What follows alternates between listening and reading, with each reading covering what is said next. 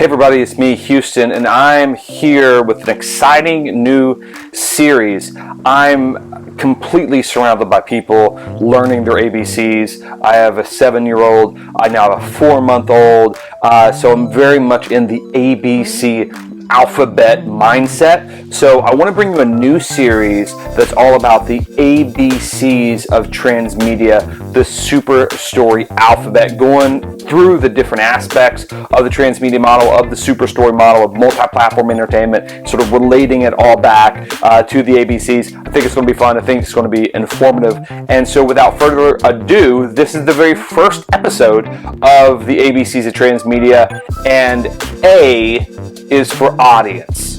You wouldn't think I would need to highlight the importance of audience in an entertainment model, but you would be shocked of how many creators that I talk to that really are completely convinced that their art, their entertainment, their books, their movies, their music, it's all about them. It's by them, it's for them, it completely revolves around them, and the audience is just at best an afterthought, at worst sort of a necessary evil that they look down their nose to. And it's really this incredible thing, and I've never really understood it completely, because when you really understand the way consumer brands feel about their own customers, you start to see a big difference between the way entertainment creators operate with their audience and in relation to their audience, and as opposed to how these consumer brands engage with their own audience, which are the consumers. Now, why am I talking about consumer brands? Well, one, in a superstore model, in a multi-platform model, in today's market, audience is supremely important because we are operating in a commoditized market. For the first time in human history, entertainment is commoditized, but here's the thing. Consumer brands have been operating inside commoditized markets for decades, right? So potato chips, retail, tennis shoes, t-shirts, cosmetics, all have been operating in commoditized markets effectively for much longer periods of time than entertainment brands. So it behooves us entertainment creators to start looking at how consumer brands engage with audiences and their consumers and the strategies they use to help survive these commoditized markets. Because entertainment creators, they still have this old school 1997 Paramount Pictures mentality of if we just make it, the audiences will come. If we just put it out there, it'll automatically generate audience. And so the concern first and foremost is for the creator to create the art, and that's it. But again, for the first time in human history, entertainment is actually commoditized, which means the supply of entertainment has now outpaced the demand for entertainment. So if you understand any sort of basic economics says when the demand is higher than the supply, the supplier is actually in an advantageous position, right? That's great because you don't have to lower price or improve quality in order to compete in the market. There's more people that want your stuff than there is stuff. But in a commoditized market, all of a sudden the supply has outpaced the demand, which means you now have to work harder to get the consumer or the audience to now want your stuff. You have to typically decrease price. You have to improve quality. It ruins the margin, etc., etc., etc. Commoditized markets operate completely differently because the law of supply and demand is now flipped. Entertainment has never been commoditized because there's never been enough entertainment to cause the supply to outpace the demand. But now we live in a commoditized entertainment market, which means there's more movies than ever before to watch. There's more games than you could ever play. There's more books you can ever read. There's more TV shows than any one person can ever watch. And so now the supply of entertainment has outpaced the demand, and the consumer has incredible choice in the marketplace, which ultimately means they don't have to see your movie anymore. They don't have to watch your TV show. They don't have to read your book. They don't have to listen to your music. They don't have to play your mobile game. They just have immense choice. So now we, as creators, have to work harder for the audienceship or the fandom of the audience itself. We have to work harder for the share of their brain, their eyeballs, their ears, their thumbs. We're no longer in that leveraged position as creators that we were, back in 1976 and back in 1988 and 1997, 2005. Those were leveraged positions because there wasn't enough entertainment hitting the market, so to flip that law of supply and demand, right? So it's this really interesting flip that's just happened in the past several years. We're getting to where we hit what's called peak eyeballs.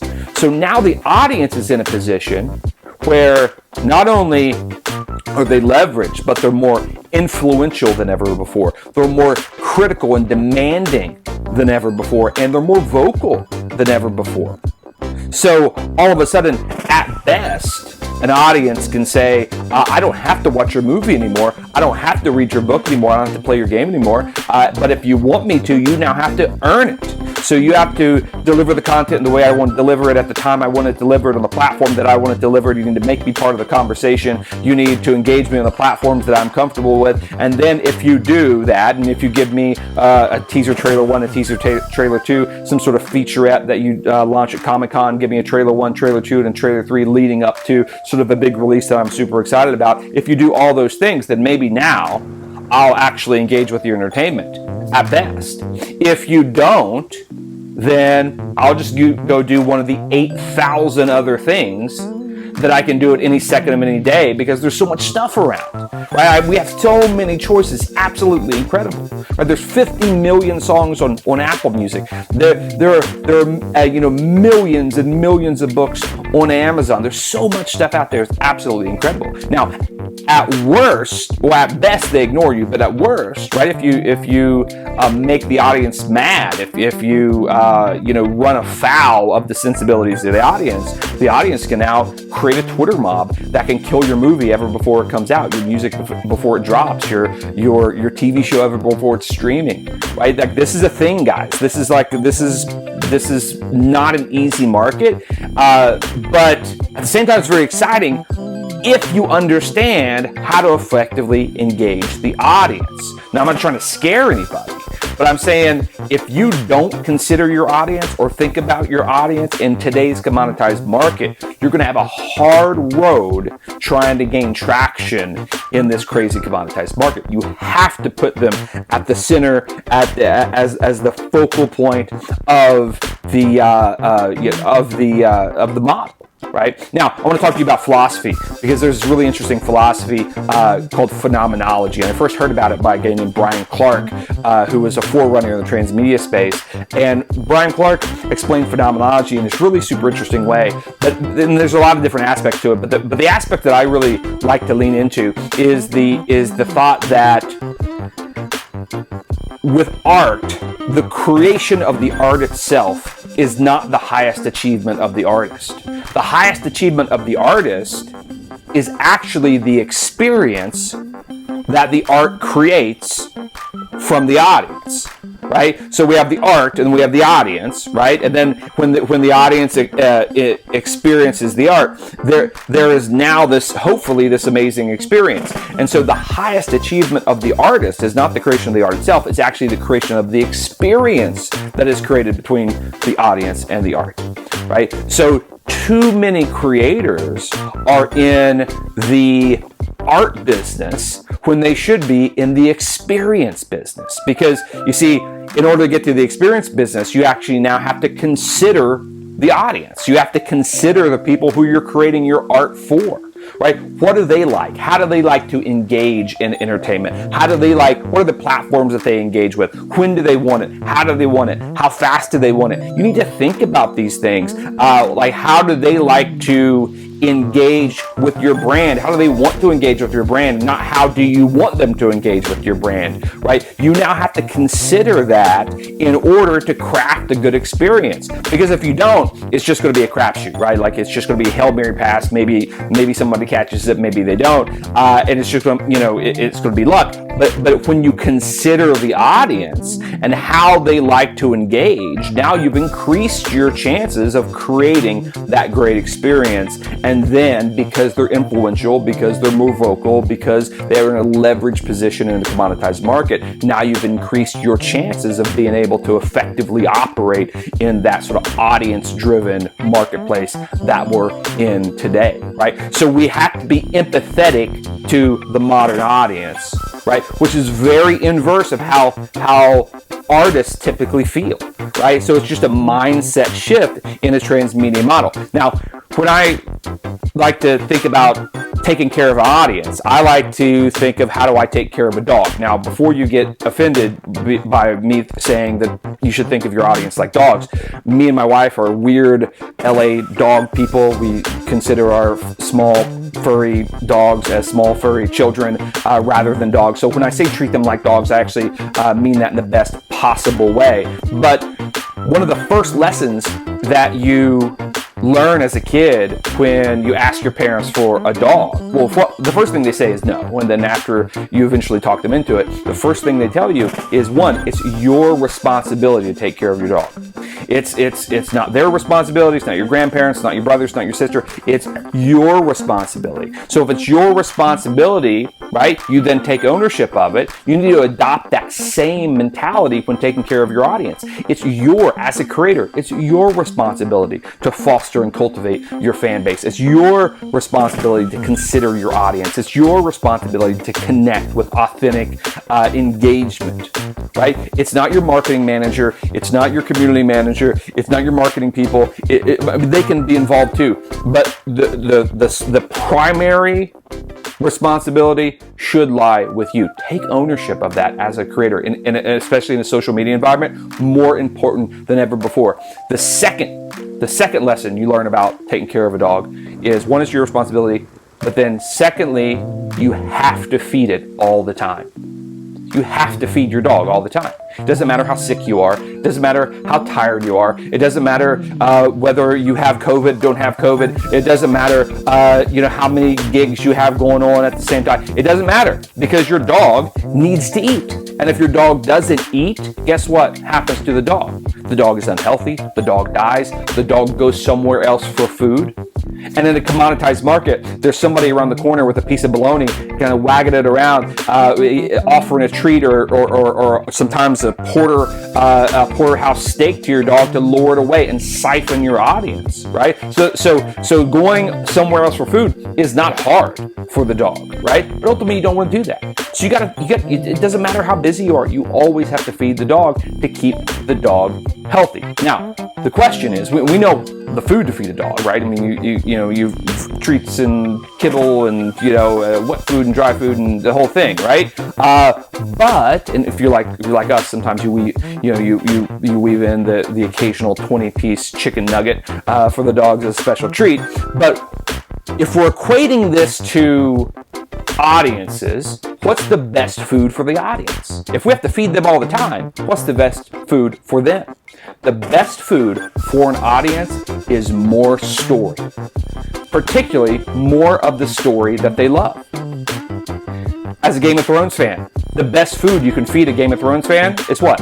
More Game of Thrones story. The best food for a Star Wars fan is more Star Wars story. The best food for Witcher fans is more Witcher story. Every time the audience has a positive engagement with your brand equity is built. The brand equity, it impacts loyalty and trust and things like that. You want as much brand equity as possible, because more brand equity means the bigger of a fan they are. And you eventually want to get to the super fan that will, put your tattoo of your project on their arm and then name their child after one of your characters. You want those sort of fans. You have to get crazy amounts of brand equity. And the way you build brand equity is positive engagement with story, right? So as many great engagements as possible, that's the goal. And when you give them valuable, good story with all the engagement, you've now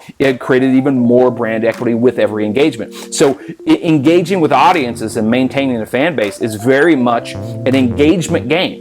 is very much of how do I continually keep them hooked in, not with advertising and things like that. That's not really food. That's like it's like maybe candy, or at worst, like something.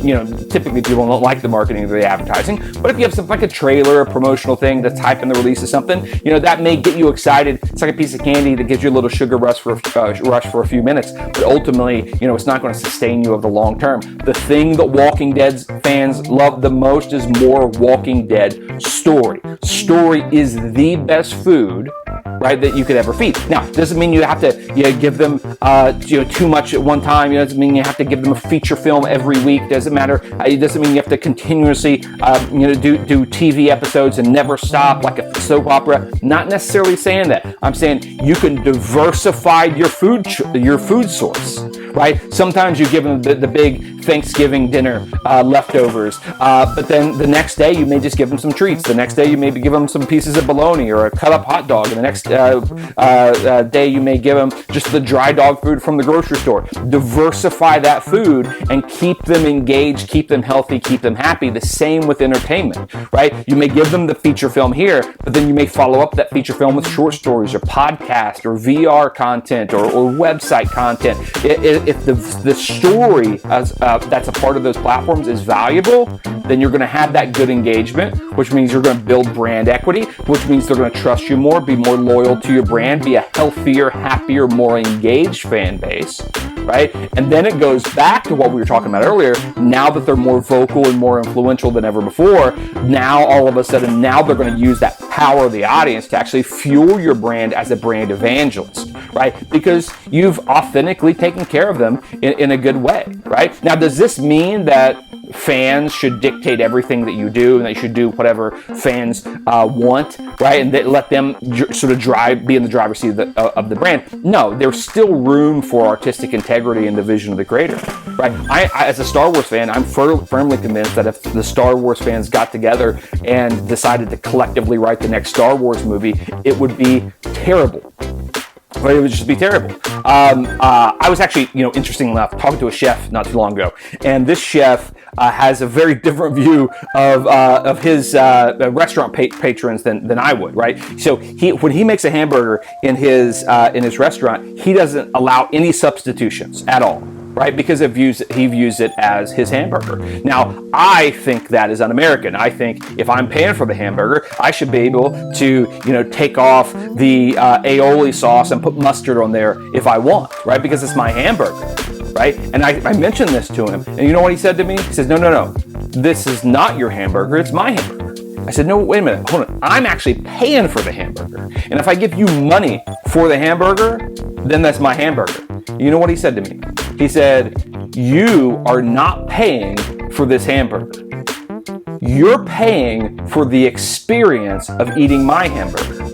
Right? Which was such a completely opposite view that I had. There was this weird impasse that we were having, right? So who's right in that situation? Is he right? Is it the chef's hamburger, right? That's meant to deliver the chef's vision completely without regard to of the restaurant patron, or is it my hamburger because I'm paying for it? Right? Who's right? Well, I actually think we're both right in different ways. Right? Now, Henry Ford was famous for saying if he would have asked people what they wanted, they would have told him a faster horse. Steve Jobs was famous for completely ignoring all the focus groups that were telling him they would never use a phone without buttons, right? So there is the place for the artist in this conversation, right? But there also needs to be room for the audience, right? So it doesn't have to be one or the other. It should not either or. It should be yes and. How do we maintain supreme artistic integrity and do things that we love, that are up to our standard of quality, that excites us, that fuels the fire in our belly to create stuff as creators, right? How do we do things that we're proud of, that we like, actually, right? But at the same time, also consider the audience. How do we also now or are after that great experience? And I think there's no super easy answer for it. I think it comes down to intent and motivation, right? If you just try to authentically factor the audience in and consider what they want, what platforms they like to engage with, what story threads are they excited about, what characters are popping off to them, what do they want to consume, how do they want to consume it, how do they like to consume it, what platforms are they excited about, right? Just think about it. Just consider it. If you authentically actually just like put it into your process, right? And consider it. I'm not saying do it all or be a slave to it. Just consider it authentically with good motive, right? And actually try to find the balance between artistic integrity and, I don't know, good customer service, right? There may be some trial and error. There may be some give and take, but I believe if your intention is right and you're transparent and authentic and accessible in valuing the audience in your entertainment brand the way a consumer brand values their customers, then your super story entertainment brand is going to be so much better off, right? So have your artistic mindset and have your creator mindset and make great art, but never, ever, ever forget or undervalue the value of a great audience. That is why today, A is for audience. So I'll see you in the next video where we're going to introduce the next letter and how that relates to the ABCs of Transmedia. Thanks, guys.